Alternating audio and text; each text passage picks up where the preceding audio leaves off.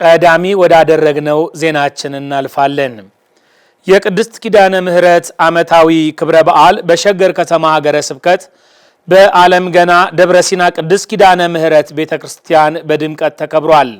በበዓሉ ላይ ብፁዕ አቡነ ሳዊሮስ የመንበረ ፓትርያርክ ጠቅላይ ቤተ ክህነት ዋና ስራ አስኪያጅ፣ የደቡብ ምዕራብ ሸዋና ሸገር ከተማ አህጉረ ስብከት ሊቀ ጳጳስ ተገኝተው አባታዊ ትምህርትና መልእክት አስተላልፈዋል። መምህር ነገሰ ሳለ በስፍራው ተገኝቶ ተከታዩን ዘገባ አሰናድቷል። አንቲ ምስራቅ ወወልድኪ ታያስክ ምስራቅ ደብረ ሲና።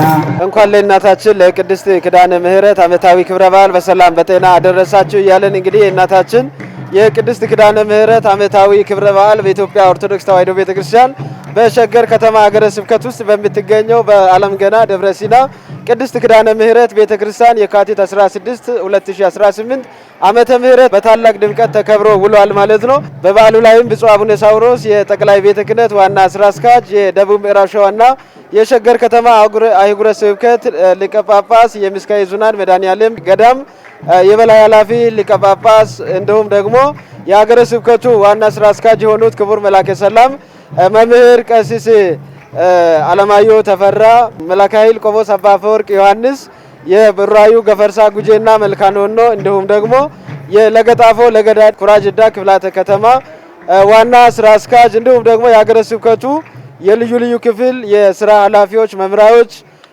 የክፍለ ከተማው የልዩ ልዩ ሰራተኞች፣ የደብሩ ዋና አስተዳዳሪ የሆኑት መላከ ገነት ልዑል ስባት እንዲሁም ሊቃውንተ ቤተ ክርስቲያን፣ የገዳማትና የአድባራት አስተዳዳሪዎች፣ የደብሩ ፍኖተ ሎዛ ሰንበት ትምህርት ቤት እንዲሁም በርካታ ምእመናን በበዓሉ ላይ ተገኝተዋል ማለት ነው።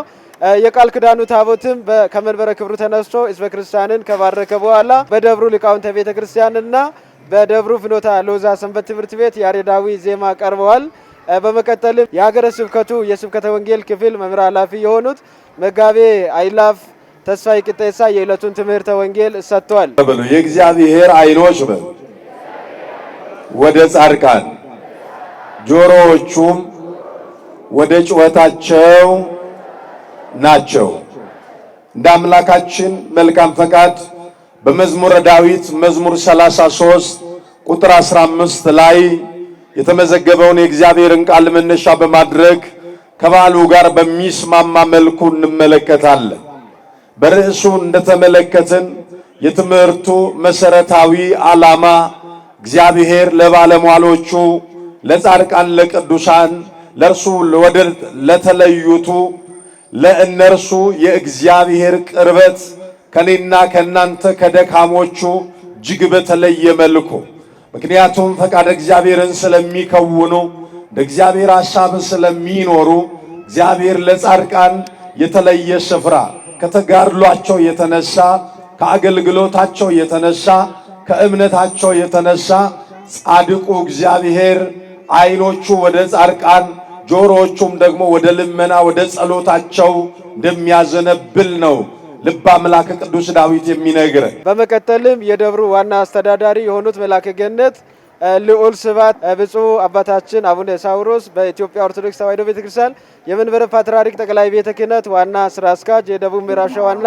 የሸገር ከተማ አህጉረ ስብከት ሊቀ ጳጳስ የሆኑትን ወደ አውደ ምሕረቱ ጋብዘዋል። ድንቁ የሆነች ቤተክርስቲያን ተሰርታለች። ግን ብዙ ደግሞ ስራዎች ይቀሩ ነበር። በተለይ የቦታው መልክዓ ምድር አቀማመጥ በጣም አስቸጋሪ ነው። በዚህ በታችኛው በር በኩል አይደለም መኪና መግባት ይቅርና ለሰውም እንኳን በጣም አዳጋች ነው የነበረው ይታወቃል።